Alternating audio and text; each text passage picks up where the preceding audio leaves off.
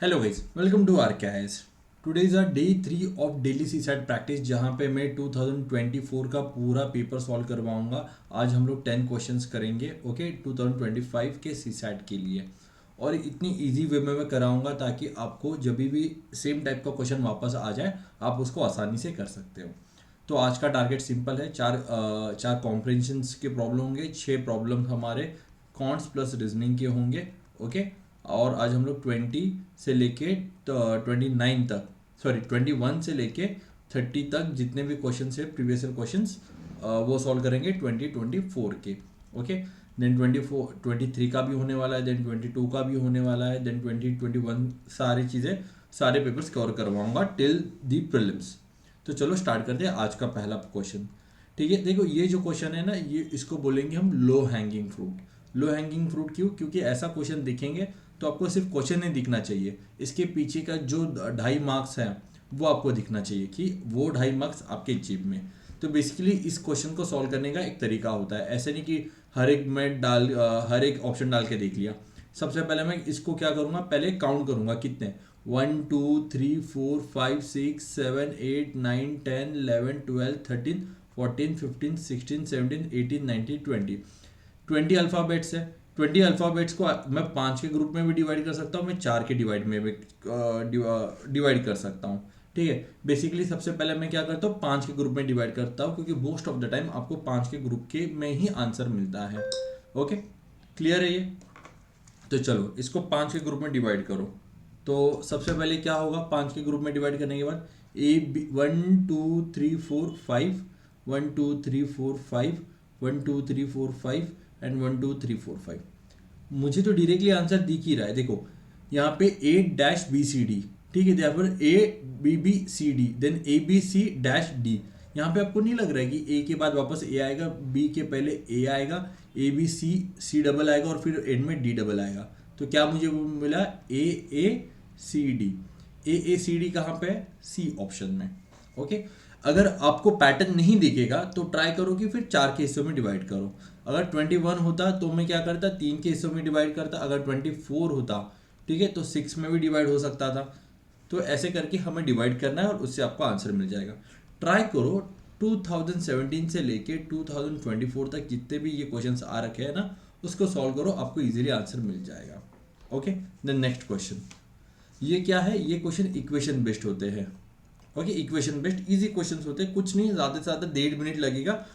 1.5 minute छोड़ो, 2 minute लगेगा ज़्यादा से ज़्यादा। ओके, तो क्या दे रखा है, 2 person P and Q enter into a business. P puts 14,000 more than Q, but P has invested for 8 months and Q has investment for 10 months. If P share is 400 more than the Q share of the total profit of 2,000, what is the capital contributed by P? कौन सा question है? Partnership का है, partnership का question है। Okay, तो partnership के लिए क्या फॉर्मूला है, देखो मुझे पी एंड क्यू का रेशियो चाहिए। तो यहाँ पे मुझे इन्वेस्टमेंट इनटू मैं टाइम करूंगा तो मैं प्रॉफिट का रेशियो यहाँ पे निकाल सकता हूँ। ओके, पी एंड क्यू का, तो ये बेसिकली ये फॉर्मूला होता है। तो सबसे पहले देखो कि उन्होंने क्या क्या गिवन है, पहले गिवन लिख लेते हैं। P and Q enter into business, P put 14,000 more than Q. P ने कितना, 14,000, तो यहाँ पे की पी, यहाँ पे पी लिख देता हूँ, यहाँ पे क्यू लिख देता हूँ। पी ने कितना, 14,000 मोर, मतलब समझो क्यू ने एक्स दिया होगा तो इसने कितना, एक्स प्लस 14,000 इतना किया है। Then P has invested for 8 months, time कितना है, 8 मंथ्स, और इन्होंने क्यू ने कितना इन्वेस्ट किया, 10 मंथ्स के लिए इन्वेस्ट किया। If P share is 400 more than the Q share of the total profit, तो यहाँ पे मुझे बताओ टोटल प्रॉफिट इन्होंने दे रखा है, टोटल प्रॉफिट कितना दे रखा है, 2,000। ठीक है, और यहाँ पे टोटल प्रॉफिट में बोला है पी का शेयर क्या है, क्यू के शेयर से 400 रुपये ज़्यादा है। ठीक है, सही बात है। तो बस अब 2,000 को क्या करो, 2,000 को 2 हिस्से में डिवाइड कर दो। 8,000, सॉरी कितना, ओके 400, जस्ट अ सेकेंड, 2,000 को मत करो, क्या करो कि समझो कि पी एंड क्यू का जो शेयर है क्यू से कितना, 400 रुपये ज़्यादा है। ठीक है, पी का शेयर, तो बचा कितना शेयर, 16,000। अब 16,000 को 2 हिस्सों में डिवाइड कर दो, 1600 को, तो 800 और 800 आ जाएगा 1600 को। ठीक है, अब यहाँ पे ये पी का शेयर है और ये क्यू का शेयर है। अब यहाँ पे बोला है कि पी का शेयर 400 रुपये ज़्यादा है क्यू के शेयर से, तो पी का शेयर टोटल कितना हो जाएगा 800 प्लस 400 दैट इज 1200। 1200 पी का शेयर हो गया और क्यू का शेयर हो गया 800। दोनों का शेयर आ गया मुझे प्रॉफिट का, बताओ मुझे। अब बस इसका इक्वेशन बनाना है, सिंपल है कि मुझे बताओ कि ये कितना है, टाइम 8 मंथ्स है into x plus 14,000 upon P का शेयर लिखेंगे 10 into x is equal to दोनों का प्रॉफिट लिखेंगे। क्या है प्रॉफिट बताओ मुझे, ऊपर क्या है, ऊपर पी है, तो पी का कितना है 1200 एंड नीचे क्यू है, क्यू का कितना है 800। सही बात है,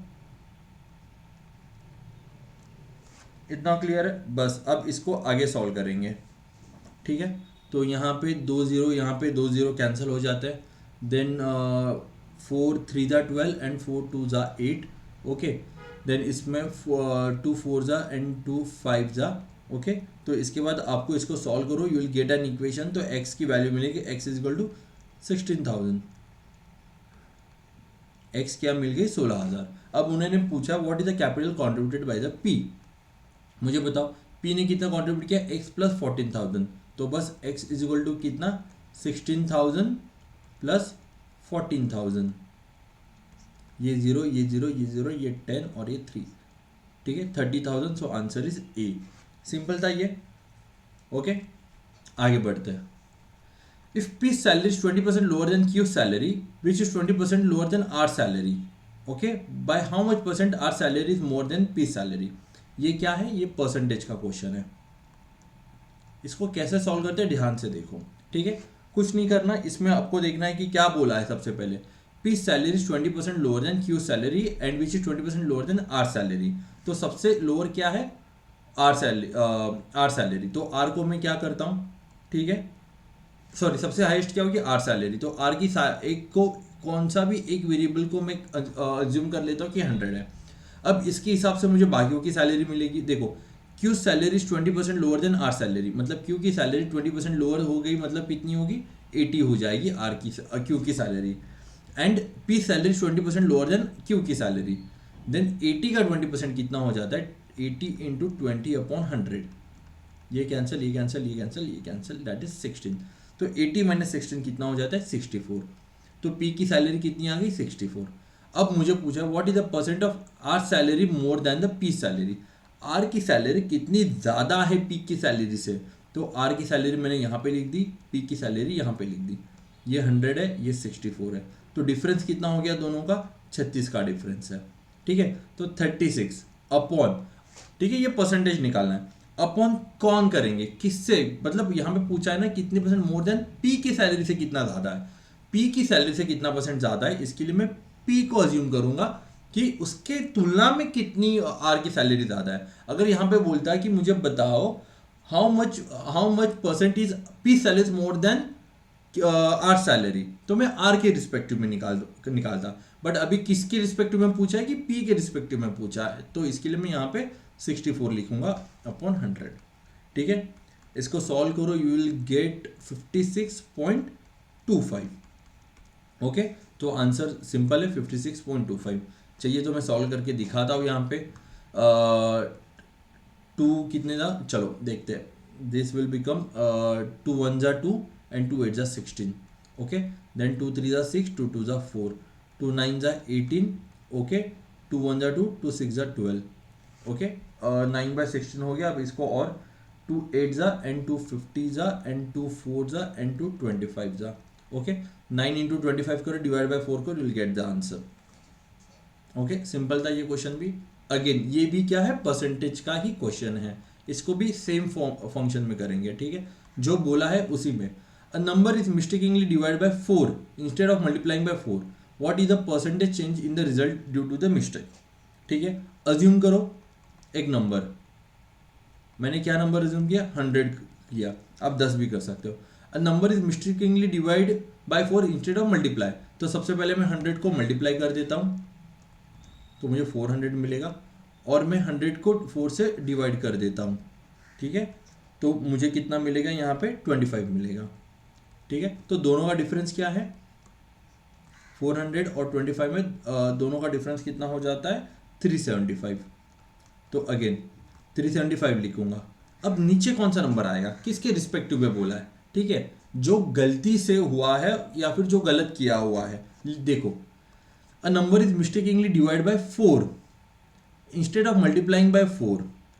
4 से डिवाइड हो गया, इंस्टेड ऑफ मल्टीप्लाई करना था, तो मैं क्या करूंगा, तो मल्टीप्लाई जो करूंगा वो लिखूंगा, दैट इज 400। ओके, क्योंकि क्या वो मल्टीप्लाई करना था अपॉन कितना आंसर होगा 100। सही बात है। तो यहाँ पे देखो ये कैंसिल 4 9 जा कितना 4 9 जा 36 एंड 4 3 जा 12। ठीक है, पॉइंट आगे और भी आएगा बट यहाँ पे 93.75 मुझे देख रहा है, तो 93.75 डायरेक्टली मैंने लगा दिया क्योंकि इतना ही ये है मेरे पास। ठीक है, तो किसके रिस्पेक्टिव में क्या करना है वो सबसे ज़्यादा इंपॉर्टेंट है ऐसे क्वेश्चंस में। ओके, अब ये जो नेक्स्ट क्वेश्चन है ये है सेट थ्योरी का क्वेश्चन। ये भी बहुत सिंपल है, कुछ नहीं है।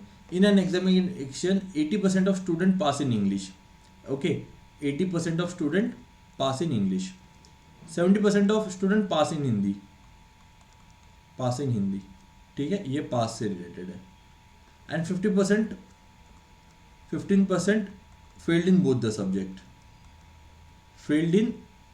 Subject, what is the percent of the student who failed in only one subject. एक सब्जेक्ट में कितने बच्चे फेल हो रखे हैं। अब देखो यहाँ पे क्या लिखा है, पास का दे रखा है और यहाँ के फेल का दे रखा है, टोटल बोथ फेल्ड। अब तो मुझे फेल का दे रखा है कि दोनों फेल कितने हो गए, तो अगर मैंने 80 को उल्टा कर दिया, जैसे 80 पास हो गए तो 20 कितने हो गए, फेल हो गए। तो फेल कितने हो गए, यहाँ पे 20% फेल हो गए। और यहाँ पे 70 में कितने परसेंट फेल हो गए, 30% फेल हो गए। इधर पास होंगे या फिर फेल होंगे। तो बस मैं डायग्राम निकाल लेता हूँ। This is my diagram 1, this is my diagram 2 with respect to fail. ये है इंग्लिश, ये है हिंदी। अब मुझे बताओ इंग्लिश में कितने परसेंट फेल हो गए, टोटल परसेंट 20% है, ठीक है। और ये टोटल हिंदी में कितने 30% फेल हो गए, और दोनों में कितने 15% फेल हो गए। अब ये जो टोटल 20 है, अगर ये टोटल 20 है तो मुझे बस ये शेडेड एरिया चाहिए, ठीक है। तो 20 माइनस में 15 करूंगा तो ये मुझे शेडेड एरिया मिल जाएगा। दैट इज कितने परसेंट टोटल इंग्लिश में फेल हो गए, सिर्फ इंग्लिश, ओनली इंग्लिश। ये हो जाएगा 5% ओनली इंग्लिश, और 13 माइनस 15 करूंगा तो 15, that is only Hindi. Okay, अब यहाँ पे पूछा कि what is the percentage of student who fail only in one subject. अब वन सब्जेक्ट में इंग्लिश में 5% है और इसमें 15% है, तो भाई साहब कौन सा लेना है बताओ। तो यहाँ पे देखो वर्ड देखो क्या बोला है, what is the percentage of student who fail only in one subject. तो वन सब्जेक्ट में इंग्लिश भी एक सब्जेक्ट है और हिंदी भी एक सब्जेक्ट है। इंग्लिश में 5% फेल हो गए और हिंदी में 15% फेल हो गए, तो टोटल एक सब्जेक्ट में कितने फेल हो गए 20%। तो 20 is my answer. Okay, simple था। This is our last question for this quants का लास्ट क्वेश्चन है। उसके बाद हम लोग कॉम्प्रिहेंशन स्टार्ट करेंगे, ठीक है। क्वेश्चन थोड़ा सा ट्रिकी लगेगा बट इसको एक स्ट्रक्चर्ड वे में सॉल्व करेंगे तो इजी रहेगा। A father said to his son, N years back I was old as you are now. Okay, मैं एक N years back I was as old as you are now, मतलब कुछ साल पहले मैं उतना ही जवान था जितना अभी तुम हो। My present age is 4 times of your N years back, मतलब मैं इस बार जितना जवान हूँ, my present age is 4 time, मैं जो अभी जितनी मेरी अभी उम्र है और जितनी तुम्हारी कुछ साल पहले उम्र थी उससे कुछ साल पहले उम्र से 4 गुना में ज़्यादा हूँ। Okay, it is if the sum of the present age of the father and son is 130, find the difference of the ages. ठीक है, इसमें हम थोड़ा टेबल के फॉर्म में देखते हैं, फादर और सन। ठीक है, अब मुझे बताओ प्रेजेंट एज, यहाँ पे लिख देता हूँ प्रेजेंट एज, और इसके बाद यहाँ पे n years बैक, मतलब वो कुछ साल पहले। तो फादर की एज प्रेजेंट में कितनी है, f समझ लेता हूँ, और मुझे बताओ कि यहाँ पे सन की एज कितनी होगी। यहाँ पे देखो, यहाँ पे सन की एज अभी क्या दे रहा है, present age of father and son is 130 years. तो फादर प्लस सन की एज कितनी दे रखी है 130, तो सन की एज प्रेजेंट कितनी हो जाएगी 130 माइनस एफ। तो 130 माइनस एफ मैं यहाँ पे लिख लिया। ओके, अब n ईयर्स बैक क्या है कि फादर की सन एज क्या होगी f माइनस एन। ओके, और सन की एज क्या होगी कि जितनी है तो उतनी, देखो तो 130 माइनस एफ माइनस एन, यही होगी ना। ठीक है, ये क्या होगी n ईयर्स बैक, क्योंकि n ईयर्स का तो यही फंडा है। अब देखो, अब इससे इक्वेशन मुझे क्या क्या मिल सकता है। अब इससे मैं सिंपल सा एक देखता हूँ कि सन की एज कितनी हो और फादर की एज कितनी हो सकती है। तो फादर की एज के लिए मैं कुछ, मेरे पास ये है, तो ये n ईयर्स बैक ले लेता हूँ। ओके, इसके साथ साथ मैं सन की प्रेजेंट एज ले लेता हूँ। ठीक है, तो ये क्या होगा, f minus N is equal to 130 minus F. Okay, अब इससे क्या मुझे मिलेगा, इससे मुझे मिलेगा एक इक्वेशन। ओके, अब इसमें मैं क्या करता हूँ, ये f यहाँ पे लेके जाता हूँ, तो 2f is equal to 2f minus N is equal to 130। ठीक है, तो n ईयर कितना मिल जाएगा, 130 plus sorry n30 minus 2f। Okay, clear है, ये इतना क्लियर है। तो मुझे n का मुझे इक्वेशन 1 मिल गया। अब मैं इक्वेशन 2 निकालता हूँ। अब यहाँ पे देखो, यहाँ पे क्या लिखा है कि n years back my present age is 4 times of your age n years back। तो इसी को ले लेते हैं। तो यहाँ पे फादर की प्रेजेंट एज इज 4 टाइम्स जितनी सन की थी, that is 130 minus F minus N, यही थी। इसको भी सॉल्व करते हैं। इसको सॉल्व करने के बाद मुझे क्या मिलेगा, फादर की एक एज मिलेगी, that is F is equal to 4 into 130 करूँगा तो मुझे कितना यहाँ पे, तो 4 इंटू 130, यहाँ पे n का, यहाँ पे मैं इनपुट कर देता हूँ minus F minus 130 plus 2f। Okay, अब मैं पूरा इक्वेशन सॉल्व कर लेता हूँ। अगर पूरा इक्वेशन सॉल्व करूँगा तो मुझे f की एज मिलेगी कितना, 80। तो फादर की प्रेजेंट एज कितनी हो गई, 80। ओके, तो फादर की प्रेजेंट एज 80 होगी, तो सन की प्रेजेंट एज कितनी हो जाएगी, 130 माइनस 80 करूँगा तो कितना हो जाएगा, 30। सॉरी, 130 माइनस 80 करूँगा तो कितना मिलेगा, सन की प्रेजेंटेज दैट इज 50। अब उन्होंने पूछा what is the difference between the age, कितना डिफरेंस है दोनों का, बताओ मुझे। 30 ईयर्स का डिफरेंस है ना, तो आंसर इज 30। ओके, सिंपल सा इक्वेशन था, जो पूछा था वही बताएंगे। ओके, क्लियर है। नाउ क्या पढ़ेंगे, अब कॉम्प्रिहेंशंस पढ़ेंगे। ओके, कॉम्प्रिहेंशंस पढ़ेंगे बहुत ही सिंपल वे में, जो जो हमने पढ़ा था उसी को थोड़ा सा एक्सप्लोर करेंगे। ओके, मैंने कॉम्प्रिहेंशन के ऊपर एक वीडियो भी बनाई है, आप पहले वो देखोगे तो थोड़ा बेटर वे में आपको वो आ जाएगी। ओके, क्योंकि जो जो लॉजिक्स मैं यहाँ पे अप्लाई करूँगा वो आप इजीली कर सकते हो। सबसे पहले अजम्पशन दे रखा है, for effective school education parent have a greater role than the government. Parent have a greater role than government. अब ये जो है ना, ये स्टेटमेंट देखो एक्सट्रीम तो है ही, ठीक है। अगर ऐसा बोलते हैं they both have the equal role या फिर they both have the role, तो वो जनरल स्टेटमेंट हो गई। यहाँ पे ऊपर नीचे बोला है कि किसका रोल किसका कम है, तो यहाँ पे एक बार मुझे पैसेज पढ़ना पड़ेगा। School curriculum that conforms to today's requirement and is uniform for entire country may address the issue brought out। देखो, फॉर द एंटायर कंट्री में address this issue brought out, ठीक है। ये भी एक बार पढ़ना पड़ेगा क्योंकि थोड़ा कंफ्यूजिंग है। तो चलो पढ़ते हैं। By the time children reach class 8, the bulk them tends to in the age range 13 years to 15 years. But in our country, about a quarter all children in class 8 struggle with the reading simple text, and more than half are still unable to do basic arithmetic operation like divisions. Every year, 25 million young boys and girls from elementary school move into a life that lies them beyond compulsory schooling. They cannot enter the workforce, at least in the organized sector, till they are 18. For many families, these children are the first from their families ever to get far in this school. Parents and teachers expect that the school graduates from school will go to the high school and colleges. Okay? Hardly anyone wants to go back to agriculture. On the other hand, abilities to in the term of academic competency are far lower than they should be, even based on the curriculum okay expected of class 8। यहाँ पे तो role के बारे में कुछ बोला नहीं है, तो ये स्टेटमेंट नहीं होगी। School curriculum confirms to today's requirement, ये भी एक्सट्रीम हो गया। कौन सा हो सकता है, कौन सा नहीं हो सकता, तो the answer is D. Okay, then next question same है, same topic. Which of the following statement reflect the best central idea. Total eradication of poverty in country result to the issue of the under performance of the school. देखो, total eradication of poverty ये होगी extreme statement, तो ये answer नहीं है। Okay, अब next क्या है, monetary incentive to the parent and teacher is the strategy to improve the children's academic performance. Monetary incentive की भी बात नहीं करी है तो वो भी हटा दिया।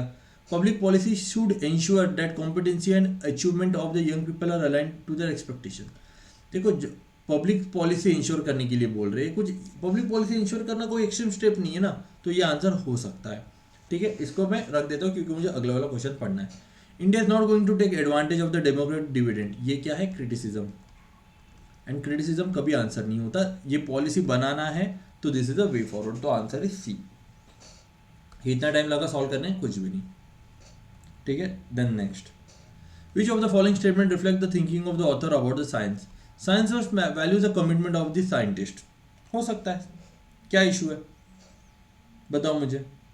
Then science is the product of civilised society and must be used for the promotion of scientific awareness in people. देखो ये जो है ना सिविलाइज्ड सोसाइटी, ये थोड़ा सा मुझे ये लग रहा है, क्या बोलते हैं, एक्सट्रीम लग रहा है कि science is the product of civilised society. तो अनसिविलाइज्ड होगी तो क्या साइंस नहीं रहेगा? साइंस तो होगा ना, कुछ भी करो साइंस तो होगा। Industrial revolution was made possible by advancement in the science. ये हो सकता है, इंडस्ट्रियल रेवोल्यूशन उसकी वजह से आया। हाँ ये मेरी नॉलेज है, बट ये मुझे देखना पड़ेगा कि पैराग्राफ में दे रखा है ये नहीं। Science must pursue the truth but the responsible for the social welfare. ये देखो इसमें साइंस की भी बात कर रखी है, इसमें सोशल वेलफेयर की भी बात करके और दोनों का कनेक्शन भी दे रखा है, तो ये ज़्यादा होलिस्टिक है। मैं ऑप्शन देखूंगा कि क्या है। Okay, we take it for granted now that the science has a social responsibility. The idea was not to have occurred to Newton or Galileo. They thought of science on account of the world as it is, and the only responsible that they acknowledged was to tell the truth. The idea that science is a social enterprise is modern, and it begins as the Industrial Revolution. We surprised that we cannot trace a social sense further back because we nurse the illusion that the Industrial Revolution ended the Golden Age. ठीक है, यहाँ पे ये option तो गया, ये नहीं है। सिविलाइज सोसाइटी का भी नहीं है क्योंकि साइंस पहले से ही मौजूद था। इंडस्ट्रियल रिवोल्यूशन वॉज पॉसिबल, ये तो बोला नहीं है कि पॉसिबल हुआ है करके, तो आंसर इज डी। क्योंकि क्या है, main theme and side theme. जो मेरी मेन थीम है वहाँ पे है science and social welfare. Okay चलो आगे बढ़ते हैं। विच of the following empathetically convert the author of the passage? Without science Mankind couldn't mankind could not have continued to exist till now. हो सकता है, एक्सट्रीम नहीं है। It is a science that ultimately determined the destiny of mankind. It is a science. Science बोल रहा है, science के बाद और कुछ भी हो सकता है, आई डोंट नो। चलो देखते हैं, ये थोड़ी एक्सट्रीम सी लग रही है, ये हो सकता है। The history of science is a real history of mankind. Okay, it is a striking epigram. A 19th century writer links science with its background. Most epigrams, its power lies in the emphasizing the contrast and the aspect of the truth which may be easily overlooked. In this case, it is easy to overlook the relation between science and mankind and to treat the former as some abstract and third party, which can sometimes be praised by the beneficial influence, but frequency and convenience blamed for the honor for wars. Science and mankind cannot be divorced from time to time at man convenience. Yet we have seen that in spite of countless opportunity of the improvement, the opening year of the present period of civilization have been dominated by the international conflict. It is inevitable result of the progress of science, or does the fault lies elsewhere? Okay, without science mankind couldn't not have to exist. ये तो नहीं, ये तो extreme हो गया, पढ़ लो। ठीक है, एक्सट्रीम हो गया। ये बोल रहा है कि साइंस के बिना mankind could not continue to exist till today. ठीक है, साइंस की वजह से वॉर वगैरह हो रहे हैं, इसमें तो ये बोल रहा है पैसेज में, तो ये नहीं है आंसर, तो this is wrong statement. It is a sign that will ultimately guide determine the destiny of the, नहीं ये तो अल्टीमेटली गाइड, ये एक्सट्रीम हो गया, तो आंसर डी हो जाएगा यहाँ पे। ओके गाइस, तो आज का खत्म हो गया डे 3, कल डे 4 अपलोड करूंगा। ओके, जय हिंद गाइस।